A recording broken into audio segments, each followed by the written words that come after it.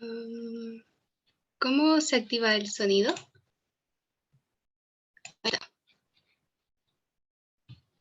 Ahí está. Yo no lo sé.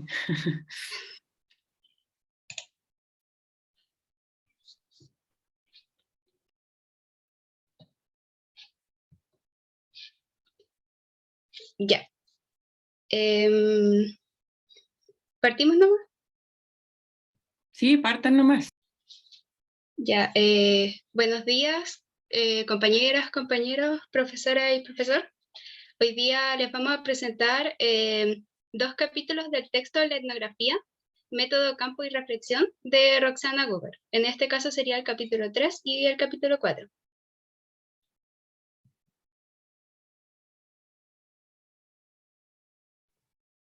Roxana Gruber nació un 13 de agosto de 1957 en Argentina. Actualmente tiene 64 años. Es hija de Rebecca Cherf y José Gruber. Y es la primera mujer, es la primera mujer y antropóloga social que recibe el premio en la categoría, recibe el premio Conex Platino en la categoría de arqueología y antropología y lo recibió en el 2016. Siguiente. Ella tiene una vasta y extensa currículum académico. Y ahora les voy a decir algo bien general, pero su currículum tiene alrededor de como 13 páginas. Los lineamientos principales de su trabajo es la metodología e investigación etnográfica y las Malvinas. Ella se dedicó a investigar las guerras de las Malvinas y trabajó tanto con soldados conscriptos como con profesionales. En otro campo, ella ha hecho alrededor de, no, en el mismo campo, pero ha hecho 9 publicaciones aproximadamente en 1991 y 2018. Además de que su formación es tiene una licenciatura de Ciencia Antropológica en la Facultad de Filosofías y Letras de la Universidad de Buenos Aires, la cual la obtuvo en 1982. Luego obtuvo una maestría en Ciencias Sociales en la en la Facultad Latinoamericana de Ciencias Sociales, además de tener 2 máster en la Universidad Johns Hopkins de Estados Unidos. Uno lo obtuvo en 1992 y otro en 1999. Siguiente. Ok, partiremos con el capítulo 3, que habla un poco sobre este método de investigación etnográfico que es la observación participante. Y este capítulo se divide como en 4 partes que vamos a ir diciendo una por una. Y decir que la etnografía se considera como el método de trabajo de la antropología. Y si la comparamos como con otros métodos de las ciencias sociales, esta se va a caracterizar como por su falta de sistematicidad. Pero esta como falta o carencia, más que como demostrar que le falta algo, va a mostrar como una especie de identidad propia. Entonces, es una identidad propia en una técnica de obtención de información. Y esta forma de obtención de información, como decíamos antes, es la observación participante y también se caracteriza como por no especificar las actividades que va a comprender, resultando como una ambigüedad que la va a distinguir de otros métodos. Ok, la primera parte son los 2 factores de la ecuación. Y tradicionalmente el objetivo de la observación participante ha sido detectar las situaciones en que se expresan y generan los universos culturales y sociales en su compleja articulación y variedad. Entonces la aplicación de esta técnica o como las actividades que se usan para obtener información van a suponer una presencia en cuanto a percepción y experiencia ante los hechos como de la vida cotidiana y un aprendizaje que viene desde los sentidos que van a como nacer desde estas actividades. Y así es como decimos que la experiencia y testificación son las fuertes del conocimiento del etnógrafo. Pero a medida como que otras ciencias sociales se fueron como formalizando en el tiempo, los etnógrafos también intentaron sistematizar a la etnografía y así se fijaron como en las particularidades de esta técnica que serían como 2, la observación y la participación. Y el resultado como de este intento de sistematización fue que insertaron a la observación participante en dos alternativas epistemológicas que estaban como muy presentes en este ámbito, que vendría siendo la objetividad positivista y la subjetividad naturalista. La primera parte vendría presentando un poco los debates, así como a modo de explicar los debates que se presentan frente a este método de obtención de información. La observación participante consiste como en dos actividades. La primera es observar sistémica y controladamente todo lo que acontece en el entorno del investigador, y la segunda es participar en una o varias actividades de la población. Ahora, definiendo como estas dos partes, participar es aprender a realizar como ciertas actividades y comprender de alguna manera, como en forma de ejemplo, como uno más, así como una forma de estar dentro de las sociedades estudiadas. Y por otro lado, la observación, que sería como la idea de que el observador se encuentra fuera de la sociedad para realizar como una descripción de lo que ve y escucha. Y si lo podemos como ejemplificar, es como una forma de estar tomando nota. Según los enfoques positivistas, el investigador está frente como un conflicto entre observar y participar. Y cuanto más participa, menos observa y al revés. Entonces se presenta como una especie de paradoja que va a contraponer a la observación y la participación. Y vendría siendo una forma de confrontación entre dos formas de acceder a la información. Una que es externa, que es la observación, y otra que es interna, que es la participación. Entonces la observación y participación van a entregar como alternativas, pero de mismo modo es como necesario identificar que cada una tiene ciertos límites. Y estas vendrían siendo que el investigador no puede ser uno más entre los nativos, de acuerdo a la participación, y ni su presencia puede ser tan externa como para no afectar de algún modo el escenario o sus protagonistas, en cuanto a la observación. Y en la articulación entre observación y participación se ve como, por un lado, la posibilidad del investigador de participar y o observar, y por otro, la fundamentación epistemológica que el investigador va a dar como de su quehacer.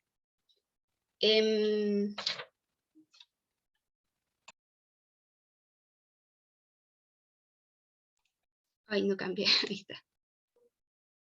Y ahora sí. Ahora, viendo como las posturas que decíamos antes, de acuerdo al positivismo y el subjetivismo, participar para observar. Y esto vendría siendo que según las líneas de investigación positivista, se comprende como la idea de observación, con características como neutra, que es externa y desimplicada. Entonces le va a garantizar como la objetividad científica del objeto. Y este va a ser como un objeto que es dado empíricamente y que debe ser recogido por el investigador mediante la observación y otras operaciones como de la percepción. Y el positivismo o aquello va a afirmar que la observación directa va a evitar distorsiones. Entonces la técnica del investigador o etnógrafo positivista por excelencia va a ser la observación, ya que para ellos la participación induce obstáculos para la objetividad. Y esto se debe a que tiene como un excesivo acercamiento como personal del investigador a los informantes. Entonces lo ideal es que este investigador observe como a los informantes en un contexto natural, pero no se va a fundir con ellos, o sea, no se involucre. Y en este caso el investigador toma el rol de observador y en última instancia, como en casos muy específicos, como de observador participante. Entonces la observación es una técnica prioritaria para ellos y la participación es un mal necesario.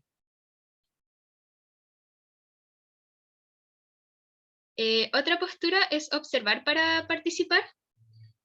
Desde esta postura se presenta desde la subjetividad naturalista, y ya que identifican que los fenómenos socioculturales no pueden observarse como de manera externa. Y esto se debe a que como cada acto, gesto, cobra como sentido en los significados que le dan los actores dentro de una cultura. Y el único medio que va a presentar para acceder como a estos significados es la vivencia o la experiencia como directa. y por ello la participación va a ser fundamental para el conocimiento sociocultural. Entonces, aquí se identifican como herramientas que van a ser como la experiencia directa, los órganos sensoriales y la afectividad, que van a acercar al investigador o el etnógrafo al objeto de estudio. Y el investigador va a proceder como una inmersión subjetiva, ya que, como ellos afirman, solo se va a comprender desde adentro. Y por último, como última parte de esta parte, se presenta como esta tensión epistemológica entre el involucramiento versus la separación. Luego, como de presentar todas las posturas, es posible identificar que entre ellos siempre hay un choque. Ambas posturas parecen como discutir la relación que se da entre el investigador y los sujetos de estudio que cada actividad supone. Y la separación, que podría ser como un sinónimo de observación, se va a enfrentar con las posturas que defienden al involucramiento o la participación con los pobladores.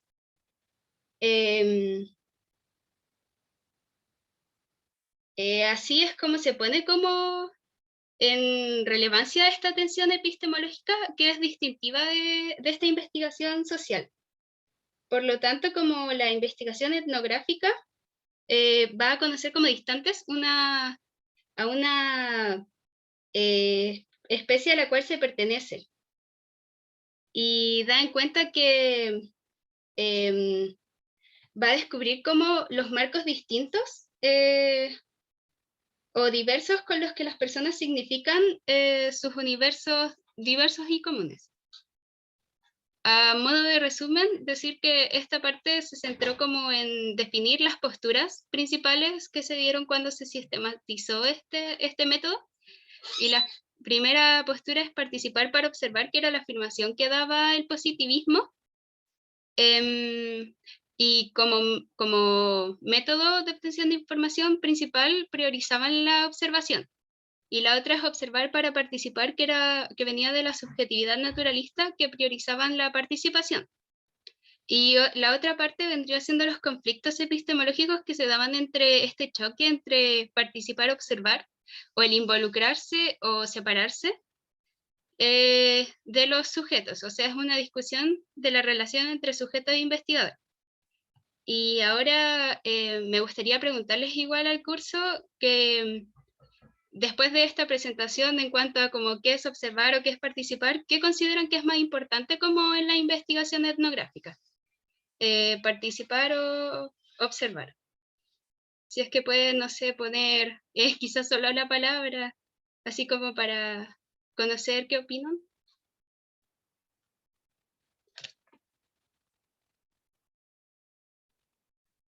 Participar.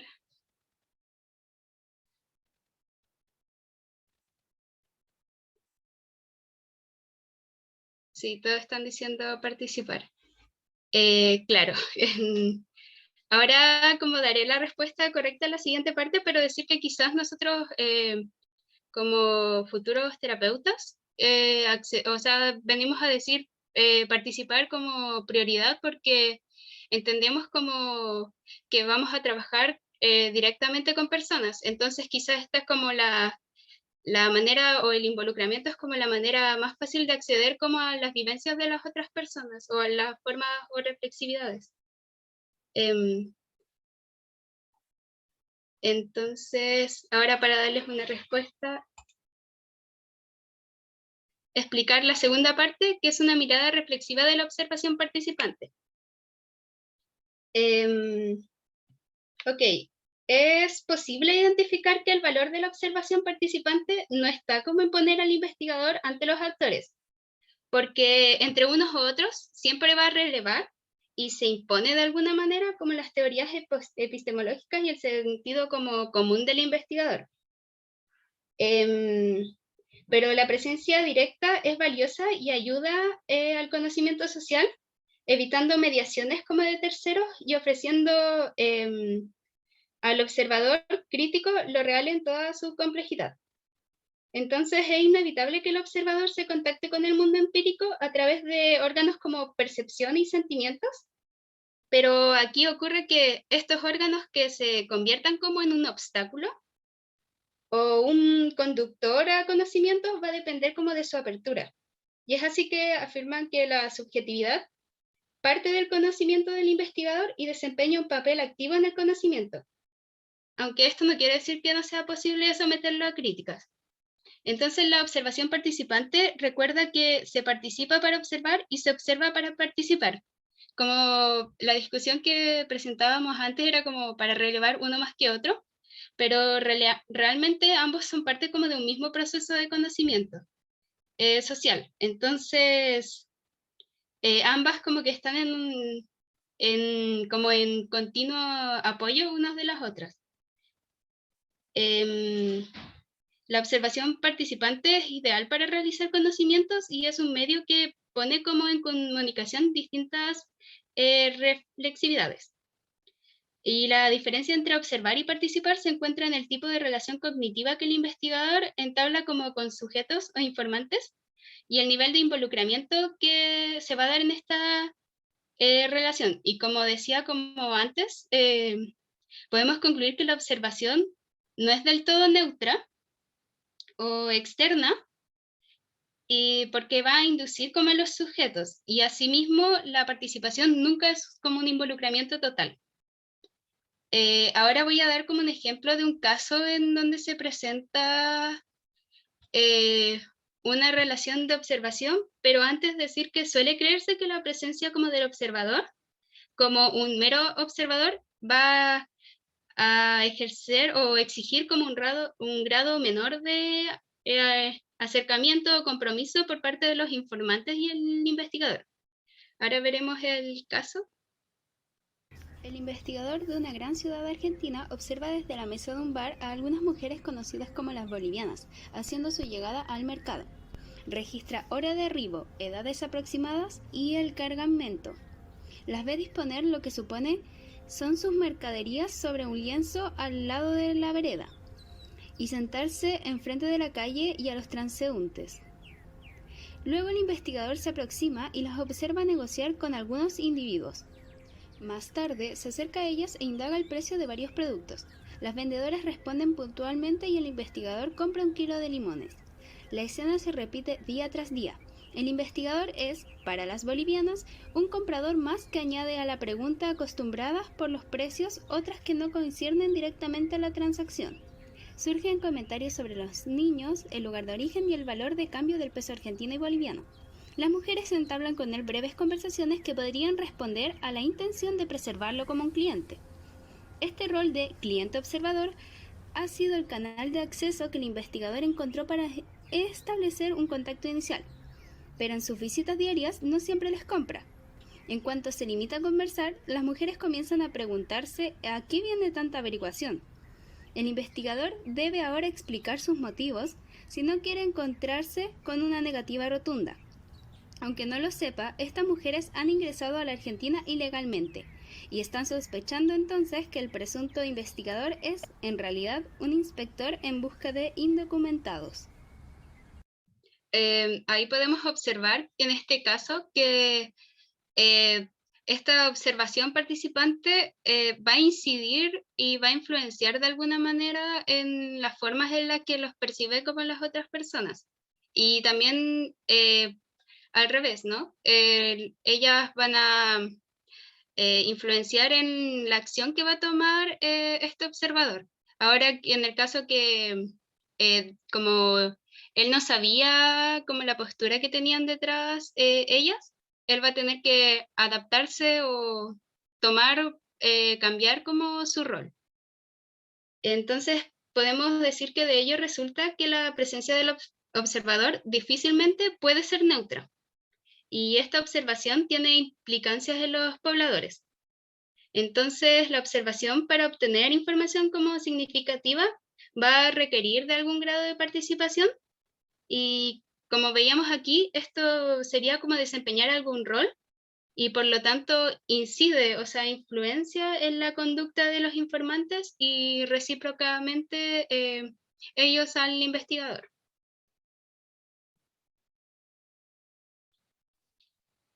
Como tercera parte encontramos la participación, las dos puntas de la reflexividad. En ella, los antropólogos decidieron formar parte de las actividades de los nativos. Todo esto con el fin de llevar a cabo comportamientos según las propias pautas culturales, hasta llegar a participar en un rol complementario al de los informantes o imitar las conductas propias de estos. Al comenzar el trabajo de campo, la opción de formar parte de las actividades es la que más fuerza toma, ya que el investigador hace lo que sabe y esto que sabe va a responder a sus propias pautas a partir de sus propias nociones. Y ocupan en él roles conocidos, como por ejemplo el rol de investigador. Siguiente.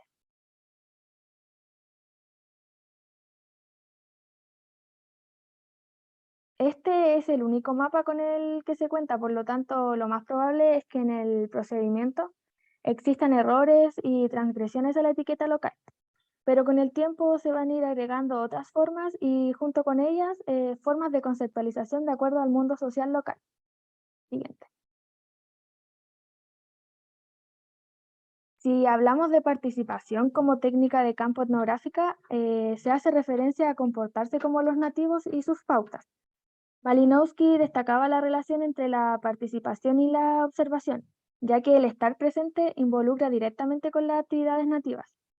Y en este caso, la participación adecuada, la que cumple con normas y valores locales, no es la única ni la que más se desea en primera instancia, ya que los errores para el investigador y para el informante son un medio correcto de problematizar diferentes ángulos de la conducta social y evaluar así la importancia y significación en la vida cotidiana de los nativos.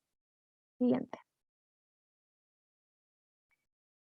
En el caso de la técnica de observación participante, la participación cree desempeñar algunos roles locales, lo cual implica la atención estructurante del trabajo de campo etnográfico, entre hacer y conocer, participar y observar y mantener la distancia e involucrarse. Esta ejecución de los roles locales trae consigo un gran esfuerzo por parte de los investigadores, ya que el integrarse a un pensamiento que no le es propio es lo que conlleva el esfuerzo. Y desde la mirada y pensamiento de los informantes, este dicho esfuerzo se puede interpretar como el intento del investigador de apoderarse de los códigos locales, de manera que las prácticas y nociones de los pobladores se vuelvan más comprensibles, facilitando la comunicación. Siguiente. Ahora les voy a relatar algo para dar cuenta de la participación. El relato es el siguiente. Una etnógrafa en un poblado de Chiapas cuenta que a los días de haber llegado a esta localidad, o sea, a este pueblito, llega a una zona tropical y sufre de unas picaduras de mosquito en las piernas, las cuales le provocan una inflamación en la zona que va desde las rodillas hasta los tobillos. Luego de estos, un día se encuentra caminando por la aldea y se encuentra con una pinolteca, que era habitante del poblado de Pínola. Esta persona la saluda y rápidamente le ofrece un diagnóstico. Y según el concepto de enfermedad en Pínola, hay ciertas erupciones que se atribuyen a una incapacidad de la sangre para absorber la vergüenza sufrida en una situación pública. A esta enfermedad se le conoce como disipela o en la lengua nativa se le conoce como quechlal. Y luego la mujer le aconseja una curación, la cual consiste en que quien va a llevar a cabo la curación se llena la boca de aguardiente y luego de eso va a soplar con fuerza, logrando así arrojar una lluvia fina del aguardiente. Esto sería en las zonas afectadas y en otras zonas que ellos consideran como vitales, que serían la nuca, la cabeza, las muñecas y el pecho. La etnógrafa acepta esta curación y se realizó el procedimiento y luego se retiró del lugar. Pero ella menciona que el hecho de haber permitido que le curaran de esto, que en la aldea es algo muy común, creó un vínculo afectivo y se convirtió en tema de bastantes conversaciones. Además, la etnógrafa en esta experiencia cuenta lo que sería un ingreso exitoso, manifiesto en su esfuerzo por incluirse a una lógica nativa que derivó en una mayor consideración hacia su persona. Además, la experiencia de campo suele relatarse como un conjunto de casualidades que, sin embargo, respetan un hilo argumental. Y este hilo es la capacidad del investigador de aprovechar la ocasión para desplegar su participación en términos nativos. Lo importante de esta situación, de lo que ocurre, no es el padecimiento por la inflamación, sino que lo relevante es que ella aceptara interpretarla en el marco de sentido local de la salud y de la enfermedad. Aunque ella no hubiera pensado en todo lo que podía ocurrir, ella mantuvo una actitud que permitía que los informantes clasificaran y explicaran qué había sucedido en su cuerpo, aceptando de ellos una solución. Y esta participación resultó en un aprendizaje de prácticas curativas y de vecindad. Siguiente. Pero a pesar de lo relatado anteriormente, es importante mencionar que la participación no siempre abre las puertas, ya que se pueden dar casos como el que les voy a relatar ahora y luego les voy a hacer una pregunta. Una etnógrafa un día acompañó a Graciela y al marido de ella. Ellos habitaban en una villa miseria y fueron a la casa de Chiquita, una mujer que ya era de edad, que vivía en un barrio vecino a esta villa. Graciela trabajaba para esta mujer haciendo aseo y realizando algunos favores. Y la breve visita tenía como fin ir a buscar un closet que Chiquita iba a regalarles a Graciela y a su marido. Y mientras esperaban que el marido de Graciela desarmara el closet para llevarlo, se mantuvo una conversación entre Graciela, la mujer, y la etnógrafa. En esta conversación, la mujer relata que un día su nieta fue a su casa y se quiso quedar, pero en medio de la noche la nieta se arrepintió y quería irse a su casa con su mamá. A lo cual la señora le contestó que se fuera, pero que se fuera por la villa miseria, la cual estaba lleno de negros borrachos, así lo mencionó ella. Y le menciona que debía irse sola para que viera lo que le pasaba si pasaba por esa villa en la noche.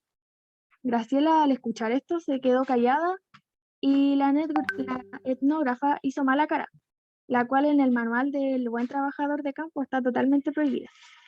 Y bueno, la primera interrogante que surge es por qué Graciela no dijo algo respecto a los dichos de la mujer, ya que, como les mencioné, ella vive en la Villa Miseria y se quedó callada ante los dichos.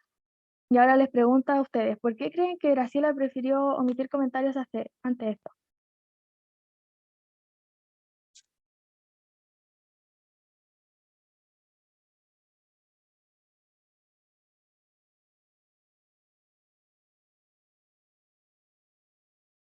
Pueden responder en el chat o si alguien quiere puede abrir su micrófono.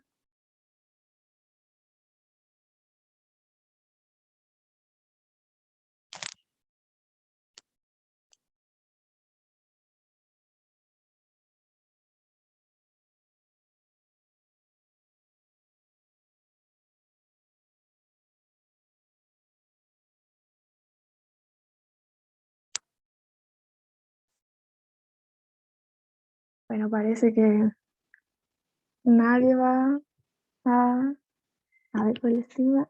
La Ceci dice por el estigma que puede significar como discriminación hacia ella.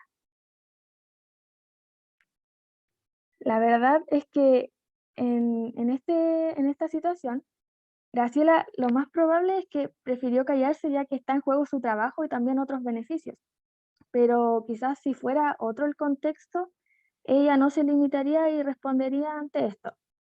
Y bueno, también está el estigma de por medio, ya que se dice que la Villa Miseria es una zona muy mala. Y de esto también podemos deducir que los estigmatizados muchas veces guardan silencio e incluso en algunos casos llegan a ocultar su propia identidad por el miedo a perder algún beneficio. Y bueno, en esta situación podemos ver la importancia del trabajo de campo para visualizar las diferencias entre lo que la gente hace y también de lo que dice que hace, ya que en este caso quienes habitaban la villa aparecían ellos mismos convalidando imágenes para ellos injustas y negativas. Y ahora vamos a ver que la participación no es otra cosa que una instancia necesaria de aproximación a las personas. Bien.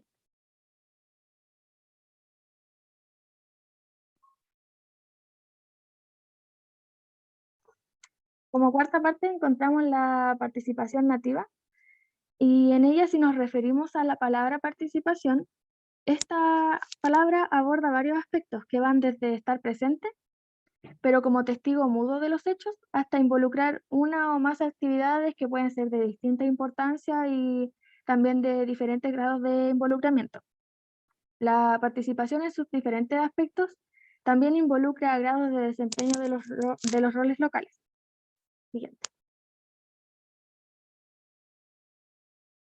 Se debe de considerar que muchas veces es difícil estudiar a un grupo desde afuera, por lo que en casos así que se dificulte mucho, si el investigador no es aceptado por diferentes razones, él debe optar por mimetizarse y adquiere con esto el rol de participante pleno, el cual tiene la ventaja de acceder a información que desde afuera no es posible observar ni obtenerla.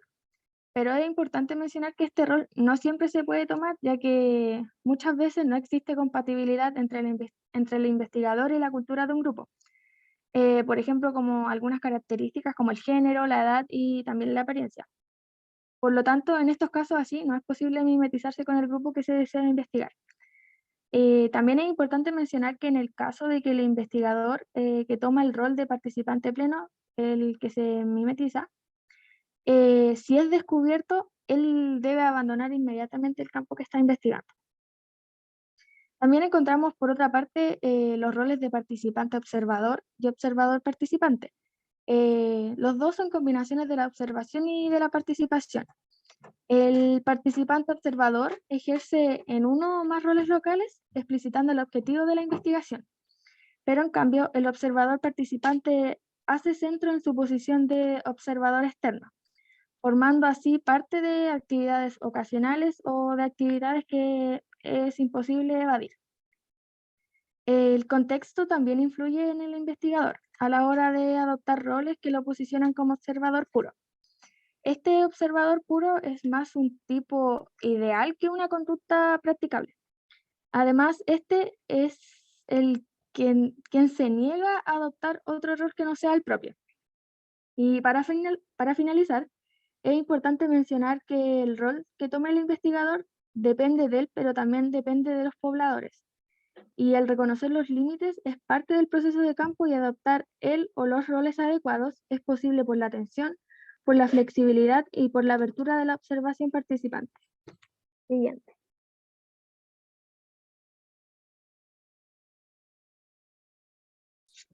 Ahora daremos comienzo al capítulo 4, llamado La entrevista etnográfica o el arte de la no directividad. Siguiente. Para empezar, el sentido de la vida social se expresa a través de la vida diaria, informalmente, por conversaciones, anécdotas, etc. Es por ello que se realizará una entrevista indirecta, también llamada informal o etnográfica, la cual analizaremos a continuación. Siguiente. Ítem 1. 2 miradas sobre la entrevista. Como primera, la entrevista clásica se basa en datos verídicos para enterarse de hechos reales del mundo. Como su validez radica en obtener información verificable, el mayor problema es cuando el informante miente. Así, podemos sintetizar la entrevista como un intercambio discursivo, donde los temas particulares ya están definidos previamente a la conversación y donde es importante que la información entregada sea comprobada. Esto es visible en entrevistas mostradas en noticieros, aquellas entrevistas que nacen a partir de un accidente o catástrofe. Siguiente.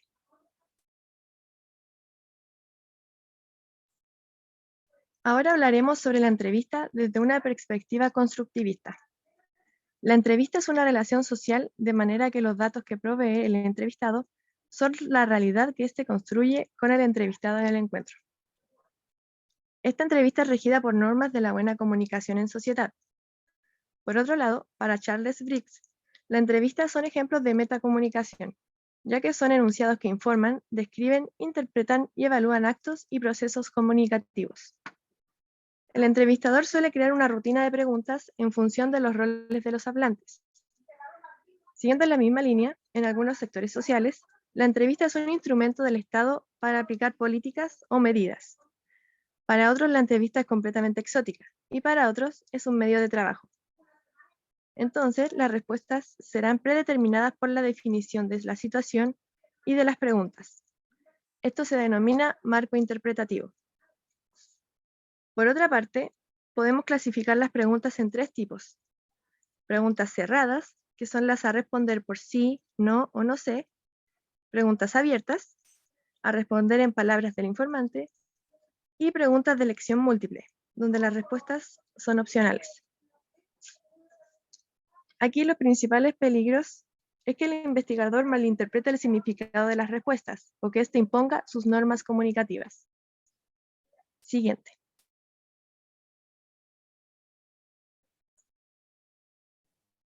2. Límites y supuestos de la no directividad. Otra vía para aprender las competencias metacomunicativas de una comunidad de hablantes es la entrevista no directiva. Para reconocer la distancia entre su reflexividad y la de sus informantes, el investigador necesita ubicarse en una posición de desconocimiento y duda sistemática acerca de sus certezas. En las entrevistas estructuradas, el investigador formula las preguntas y pide al entrevistado que se subordine a su forma de entrevista y a sus categorías. En las no dirigidas, en cambio, solicita al informante indicios para descubrir los accesos a su universo cultural. Al iniciar su contacto, el investigador lleva consigo algunas preguntas que provienen de sus propios intereses y de su investigación. Pero, a diferencia de otros contextos investigativos, sus temas y cuestionarios son solo nexos provisorios que serán dejadas de lado o reformuladas en el curso del trabajo. Siguiente.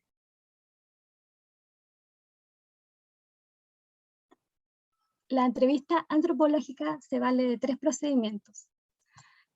El primer procedimiento es la atención flotante del investigador.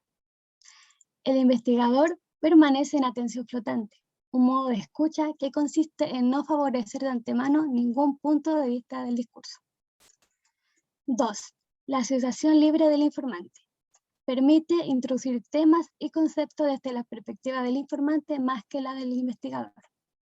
Y 3. La categorización diferida del investigador. La categorización diferida se ejerce a través de la formulación de preguntas abiertas que se van encadenando sobre el discurso del informante. Siguiente.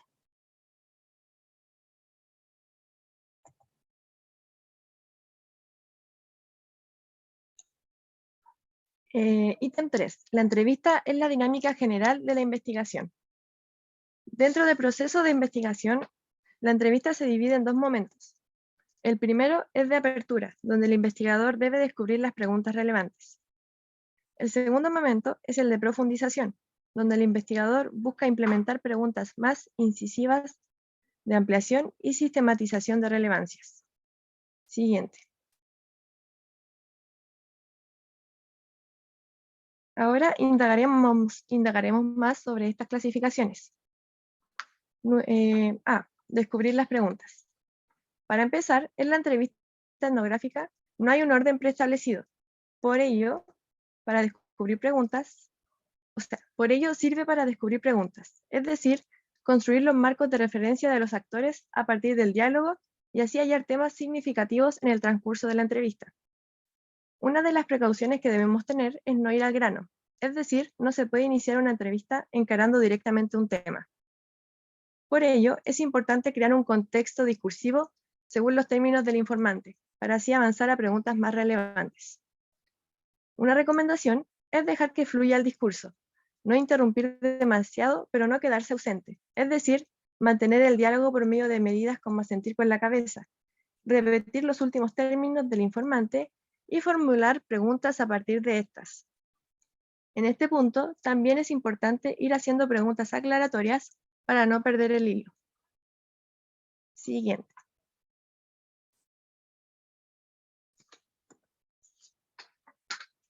En este momento de apertura, podemos clasificar las preguntas en 2. La primera clasificación son las preguntas Grand Tour, con 4 subtipos. Número 1, las típicas, en que se interroga sobre lo frecuente y lo recurrente. Número 2, las específicas, referidas al día más reciente del informante o a un local más conocido por él. Número 3, las guiadas, que se hacen simultáneamente a una visita por el lugar, en que el informante añade explicaciones conforme avanza la visita. Y número 4, las relacionadas con una tarea o propósito, o realización de alguna actividad. Y por otro lado tenemos las preguntas mini tour, que son semejantes pero refieren a unidades más pequeñas de tiempo, espacio y experiencia. Siguiente. B. Focalizar y profundizar, segunda apertura. En esta segunda etapa, el investigador puede dedicarse a ampliar, profundizar y sistematizar el material obtenido, estableciendo los alcances de las categorías significativas, identificadas en la primera etapa. Aquí vale aplicar nuevas formas de entrevista para descubrir las dimensiones de una categoría o noción. Para esta etapa se sugieren las preguntas estructurales, se interrogan por otros elementos de la misma categoría o similares, o contrastivas, que intenta establecer la distinción entre categorías. Siguiente.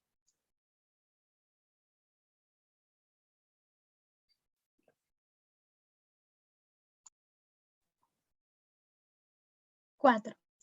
La entrevista en la dinámica particular del encuentro. El contexto de la entrevista, los ritmos del encuentro. La entrevista es un proceso en el que se pone en juego una relación que las partes conciben de manera distinta. Esta dinámica particular sintetiza las diversas determinaciones y condicionamientos que realizan en la interacción y, en especial, en el encuentro entre investigador e informante. Sus variables son infinitas, pero algunos puntos son fijos y aparecen en todas las entrevistas. Temas, los términos de conversación, el lugar y la duración. Nos ocuparemos de ellos bajo dos términos generales, el contexto y el ritmo de la entrevista. El contexto de la entrevista suele entenderse como contexto al marco del encuentro. En este sentido, el contexto comprende dos niveles, uno ampliado y otro restringido. El ampliado se refiere al conjunto de relaciones políticas, económicas, culturales que engloban al informante y al investigador. Y el restringido se refiere a la situación social específica del encuentro, donde se articulan lugar, personas, actividades y tiempo. En un trabajo de campo, la entrevista suele tener lugar en ambientes familiares a los informantes, ya que a partir de sus situaciones cotidianas y reales es posible descubrir el sentido de sus prácticas. Los ritmos del encuentro. Una entrevista tiene un desarrollo, un inicio, un desarrollo y un cierre. Instancias como los encuentros casuales y los comentarios al pasar pueden hacer que un encuentro sea más prolongado. La dinámica de las entrevistas de mediana a larga duración implica un mayor número de decisiones de parte del informante y del investigador. Una de las premisas claves con respecto a la duración de la entrevista es no cansar al informante ni abusar de su tiempo y disposición. Los entrevistados no son máquinas de informar según los plazos y necesidades del investigador, pese a que se les llame informantes. El cierre o desenlace del encuentro tiene sus propias características. Pueden suceder interrupciones externas que den por terminada la entrevista o cambien su orientación. Para el investigador, no es conveniente concluir la entrevista de manera abrupta en momentos de gran emotividad o en pleno tratamiento de puntos conflictivos. Estas y otras recomendaciones pertenecen a la esfera del trato interpersonal y seguramente serán manejados por cada investigador bajo sus propios criterios y aquellos que hayan aprendido a lo largo de su trabajo de campo.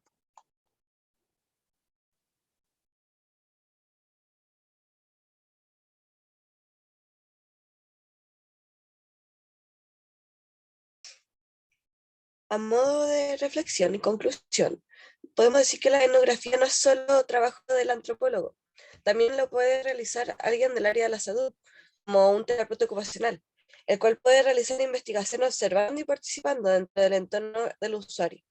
Además, puede averiguar información realizando entrevistas, ya sea dirigida a una persona o varias.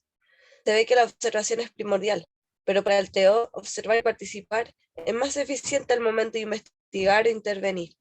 Además, el investigador, al participar, obtendrá un rol donde también encontrará que existen otros roles que influyen en el día a día de la persona, la cual también cumple un rol.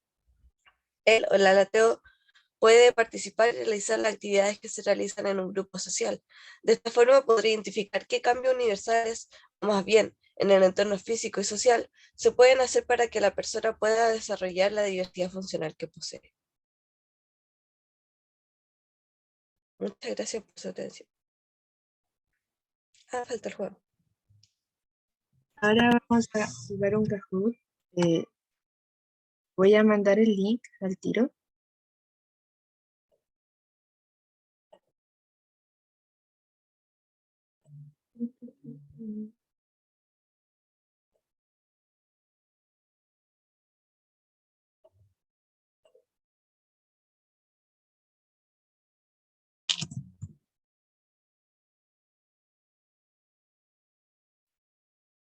¿Puedo presentar el Kahoot?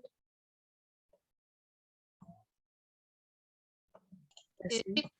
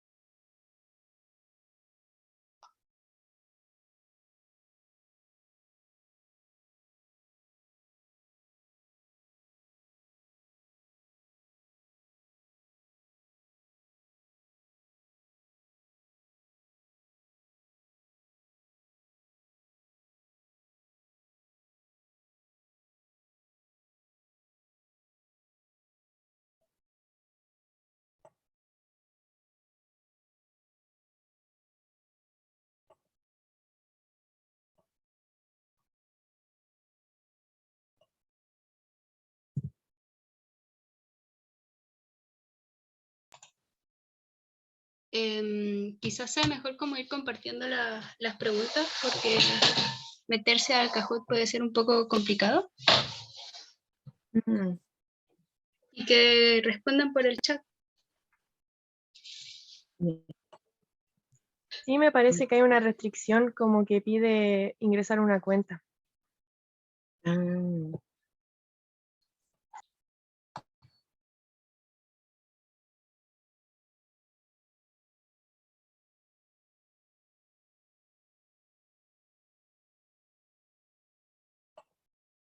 ahí ingresó alguien. Y qué bueno que empezaron a ingresar, chiquillos.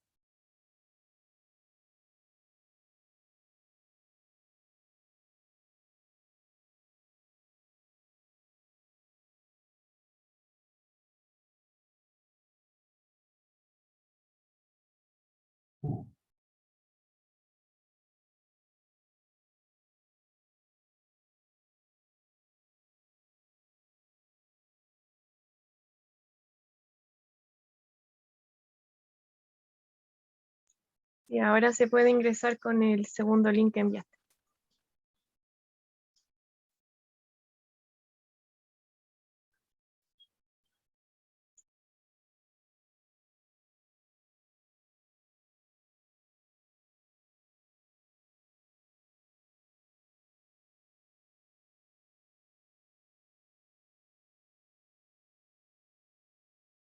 Ya, igual ahí ya hay 5 personas. ¿Alguien más se está intentando meter para esperarle?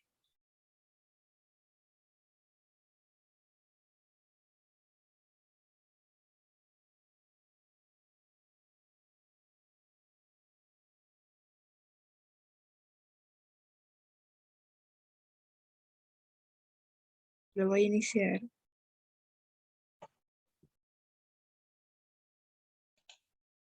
Igual antes si tuvieron como problemas, pueden igual comentar por el chat las respuestas.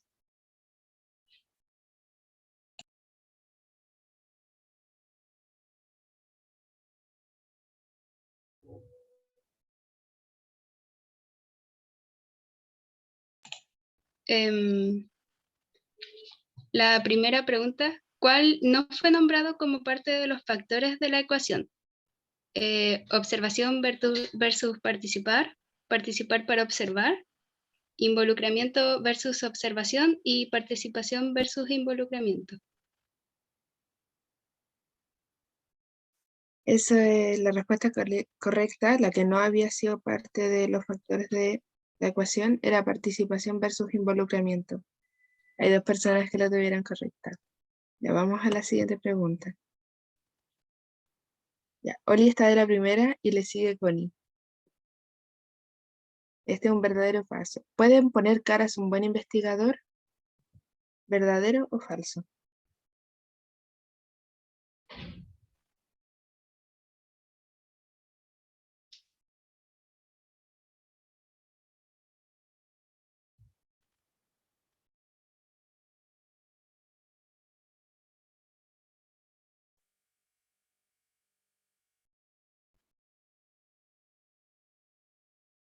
Ya 5 respondieron que es falso y 1 que es verdadero.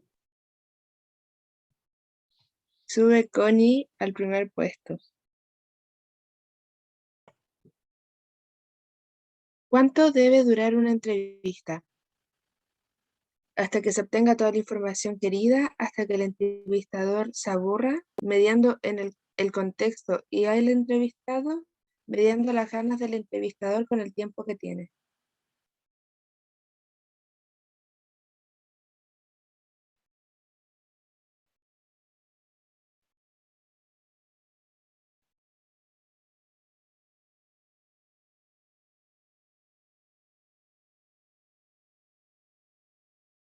La respuesta correcta era mediando el contexto y al entrevistado. 3 personas le achuntaron.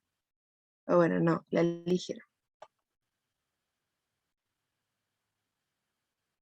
Wow, Oli tiene la racha de respuesta más alta con 3 respuestas correctas consecutivas y Connie sigue en primer lugar. Entrevistadora subió de puesto. La última pregunta. ¿Cuál de estas no es parte de los procedimientos de la entrevista antropológica? La atención flotante del investigador, la categorización diferida del investigador, la atención diferida del informante, la asociación libre del informante.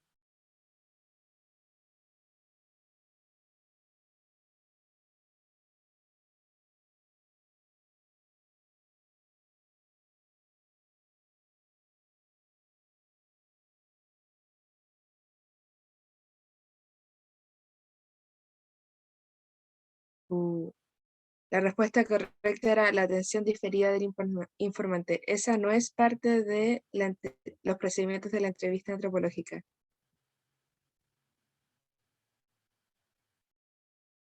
En el tercer lugar queda entrevistadora. Felicidades. En el segundo lugar queda Oli. Y en el primer lugar queda Connie. Felicidades, Connie, por participar. Muchas gracias por participar en nuestro Kahoot.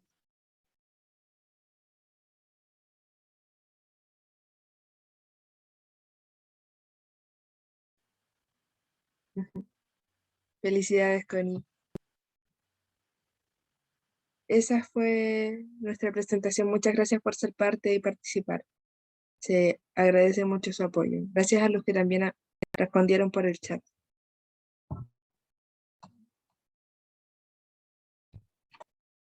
Gracias, chicas. Sí, al igual que dijeron las compañeras recién, se agradece a todos quienes participaron en las actividades que ellas proponían.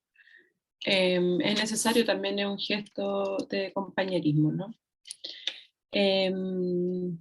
Bueno, muchas gracias por la exposición. Esta es la última exposición. Les voy a pedir que se queden un ratito. Son las 10:50. Y a las otras personas que vayan a un descanso hasta las 11:05. Después es súper necesario que ingrese por lo menos una persona de cada grupo, ¿ya? Porque tenemos que ver en qué están para coordinar la actividad del próximo martes, ¿ya? Entonces nos vemos a las 11:05 y ahora nos quedamos con las personas que expusieron. Como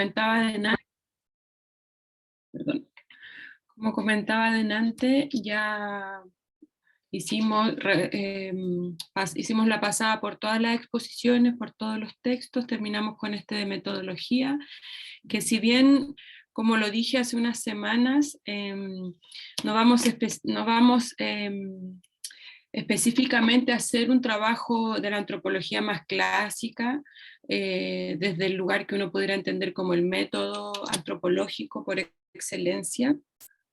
Sí teníamos que repasar un poco sobre todo esta mirada más contemporánea de Roxana Huber.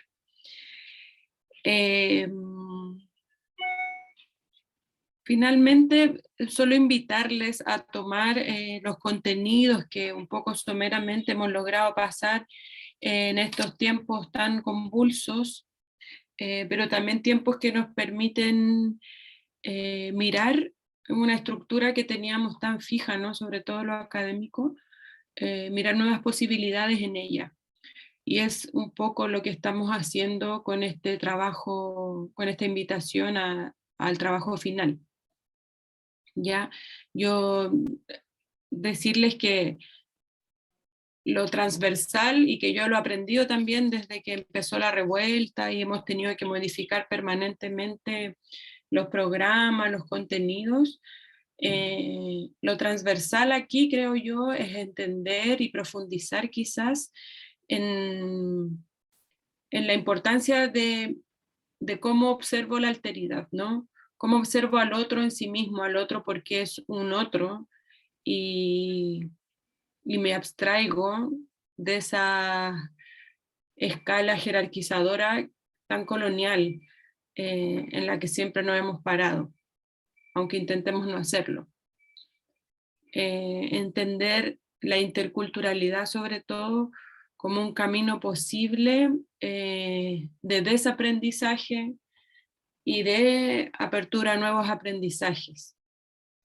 Y que la invitación desde ahí entonces del proyecto político de la interculturalidad no es en esencia el mirar al otro, ¿ya? Sino más bien mirarnos a nosotros mismos y repensarnos como seres culturales, portadores de una cultura, observar el lugar desde el cual nos enunciamos, desde el cual hablamos, y desde ese lugar cómo damos lugar a las otras voces, en qué lugar instalamos esas otras voces, subalternizadas muchas veces, porque hablamos desde un lugar de poder colonial, desde una mirada hegemónica súper normalizada, sobre todo quienes habitamos espacios académicos como este, ustedes que van a ser parte que ya son parte en realidad del lugar de las ciencias médicas, un lugar un poco ya naturalmente endiosado, la cúspide de esta jerarquía. Y desde ese lugar entonces muy interesante la reflexión que aportaron las compañeras al finalizar su exposición, cuál es la responsabilidad de un terapeuta ocupacional para realmente construir y desplegar espacios de relaciones interculturales reales, ¿ya? Dando lugar a un montón de conocimientos, otros, que muchas veces, bueno, que históricamente han sido subalternizados y son víctimas de mofa, etc. Bueno, voy a comenzar a preguntar a los grupos. Quiero que me comenten en qué están. Espérenme un segundo, por favor, que tengo una pequeña...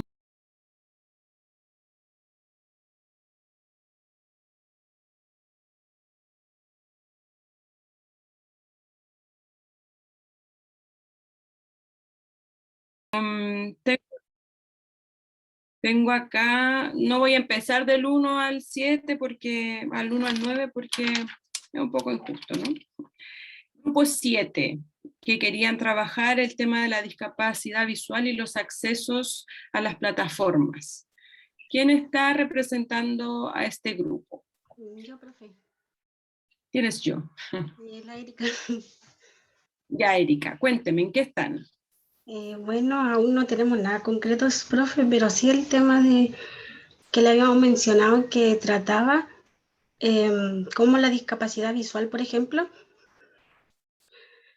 era como, o sea, una discapacidad que limita a las personas que la aportan, ya sea por los sesgos sociales que se encuentran instaurados en nuestros tiempos, y frecuentemente es notorio observar que el hecho de portar una discapacidad abre barreras que no permiten que se logren ciertas actividades. Específicamente nos vamos a centrar en la discapacidad visual porque obviamente es un tema que se encuentra mucho en nuestros tiempos, y obviamente estas personas que portan esta discapacidad suelen estar limitadas, por ejemplo, en el estudio online, en donde se suele estar constantemente frente a una pantalla. Y realmente el tema lo escogimos porque nos llega mucho. Porque, por ejemplo, uno de nuestros compañeros padece de esta discapacidad, por lo que queremos compartir un poco cómo se siente, cómo él se siente involucrado en esta problemática, que realmente es una problemática creada por las mismas personas. Porque, por ejemplo, él nos contaba que él siente que se la puede, solamente que la persona hace sentir de que es una problemática. Pero eso. Ya, importante para usted y para todos los grupos que ya comiencen, estamos a una semana, a diseñar de qué forma van a desplegar esta mirada que ustedes quieren proponer. Y lo digo también porque sucedía un poco antes de las exposiciones o los días antes de la prueba, que claro, como lo están haciendo a última hora, nos llenan de correos angustiosos, de preguntas, de dudas que tienen. Entonces, por eso sería importante que hoy día hubieran, no era una exigencia, pero hubieran comentado un poco cuál es la idea que tienen, a ver si emergían algunas dudas. ¿Ya? Gracias. Ya. Grupo 3, mujeres embarazadas migrantes.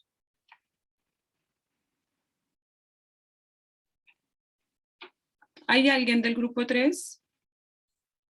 Hola, profe. Sí, Cecilia. sí. Cecilia, cuénteme. Ay.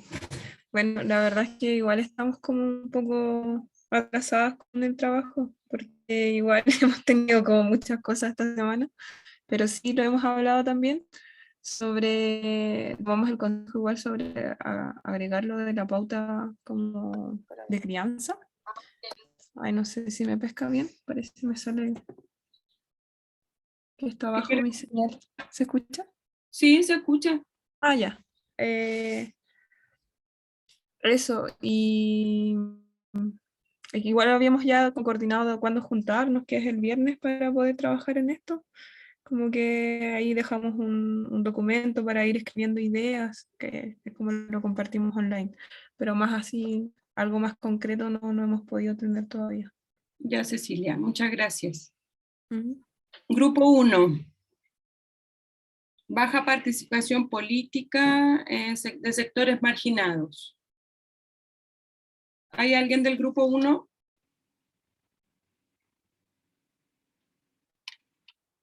Grupo 6. Migración.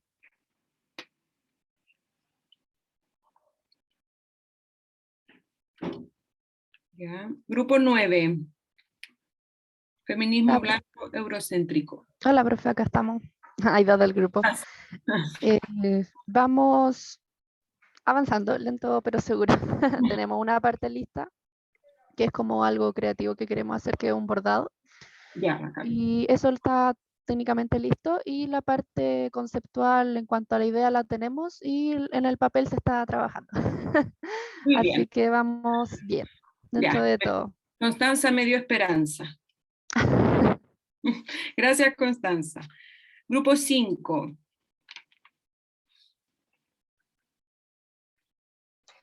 Hola, profe, ¿se me escucha bien? Hola, Estefanía, sí. Hola, profe.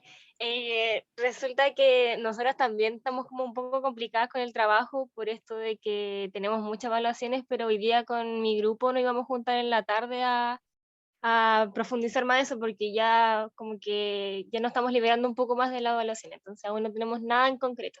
Ya, perfecto. Y muchas gracias, Estefanía. Cuando preguntamos acerca de los temas, no habían representantes del grupo 2, del 4 y del 8.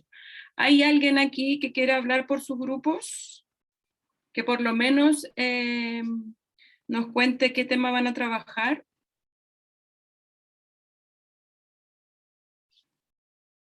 Ok, ya. ¿Alguien quería hablar? Sí, aquí, Daniela. Daniela. No sé qué grupo somos, qué número de grupos somos, pero la vez pasada no le dijimos nuestro tema, que es descolonización de jerarquías de dominación en nuestra sociedad, con ejemplos en la actualidad como roles de género, en donde se ve implicada la maternidad. ¿Ya han pensado cómo lo van a hacer? No, tampoco hemos tenido mucho tiempo de organizarlo. el jueves recién nos vamos como a juntar para empezar a armarlo. Ya.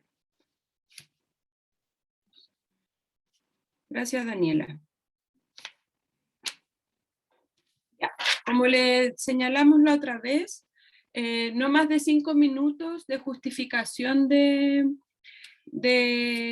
la instalación en el fondo de la propuesta que van a hacer, ya que eso sería exponerlo, explicarlo oralmente. Nosotros hicimos este bordado porque creemos que el tejido, bla, bla, bla, bla, bla, y se vincula con nuestro tema por esto, esto y esto otro, ¿ya?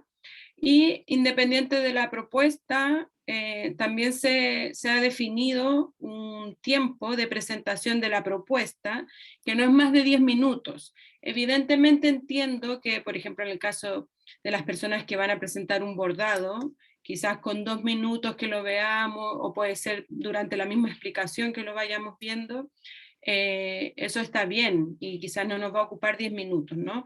Pero es para poner también un rango para quienes, no sé, se les ocurriera, por ejemplo, hacer una escena como teatral. Ya no puede durar 40 minutos. Máximo 10 minutos de aquello, de la exposición en el fondo del soporte, más los 5 minutos de justificación, o se puede hacer todo dentro de este rango de tiempo de 15 minutos. ¿Ya? Nuevamente les recuerdo que se va a valorar mucho el no uso de la exposición clásica. Ya expusimos harto todo este semestre, harto PowerPoint, harta lectura, harto juego, actividades. Entonces ahora lo que estamos buscando es vincularnos y explorar un poco más las artes, entendidas como esta infinitud de formas de expresión. ¿Ya? Eso. Sé que hay ansiedad, supongo que me lo van a preguntar pronto por las pruebas. Hoy día durante la tarde van a empezar a llegar correos a ustedes, es como la respuesta al correo que mandaron con la prueba, con su nota y con el archivo adjunto donde aparecen algunas observaciones. En general las pruebas están bien, me llama la atención, sí, que hay algunas ideas, algunas nociones que se repiten en varias pruebas y que no fueron profundizadas en clases. Entonces se me ocurre que hubo ahí un trabajo un poco en red, por ejemplo el tema del difusionismo. No es relevante para mí, para lo fundamental de este ramo, profundizar en difusionismo, y hay como un grupo de pruebas en el que se presenta permanentemente. Otro tema importante, chiquillas, chiquillos, que pasa harto en los primeros sobre todo, pero hay que trabajar, es el tema de la redacción. Hay muchas pruebas que se nota que la escribieron como pensaban y luego no fueron revisadas. Todos podemos tener distintas formas de escritura. Yo a veces también escribo, sin mucha coherencia, pero luego hay que revisarlo, ¿ya? Porque hay otras personas, hay un otro que lo va a leer y lo debiera entender. ¿Ya? Eso disminuye la nota, ¿ya? Hay cierto puntaje asignado a la redacción. Es importante porque ya estamos en un espacio académico en el que, bueno, yo creo que ya como desde séptimo básico para arriba uno debe ponerle ojo a aquello, ¿ya? Así que eso, hoy día en la tarde entonces van a empezar a llegar los correos y nos vemos. Entiendo como no hay mucha claridad en sus trabajos, de manera virtual el otro martes, y ya sería nuestra última clase. ¿Ya? No sé si alguien tiene alguna pregunta, alguna duda. ¿Profe? Dígame, Daniel. ¿Las presentaciones van a ser virtuales? Claro. A no ser que, por ejemplo, no sé, antes del jueves el grupo esté claro que necesita presencialidad y lo organizamos. Pero como hasta ahora nadie ha manifestado mucho sus requerimientos, lo más evidente sea que sea virtual, ¿ya? De todas formas, en caso de que decidieran presencialidad, sería algo así muy, muy relajado y sin muchas expectativas, como juntarnos en algún pastito en la universidad, porque pedir una sala es una locura en esta fecha. Entonces ahí no podríamos... Ahí no podríamos, por ejemplo, ocupar ni data, sería muy difícil eso. Pero yo estoy abierta, yo además vivo cerca de la universidad. Si ustedes creen que eso es lo que necesitamos, también se puede generar algo bonito. pero les pido que lo conversen entre el curso y que Noemí nos cuente. De todas formas, profe, igual nosotros tenemos clases presenciales de fundamentos. Me Entonces, acuerdo, en la tarde, los sí, martes. Sí, los martes. sí, lo recuerdo. Si a Entonces, ustedes también les facilita estar en la universidad, avísenme, pero coordínenlo ustedes. Y me mandan la decisión que tomaron. Noemí nos dice ya, nosotros en realidad decidimos que lo vamos a hacer de día 1 en un pastito. Otra vez nos juntamos para un cierre también afuera, como, o sea, al ladito como de parece que es la biblioteca central o la biblioteca de ciencias, no me acuerdo, que había pasto con hartos arbolitos, compartimos unos mates ahí, se puede hacer algo bonito. ¿Ya?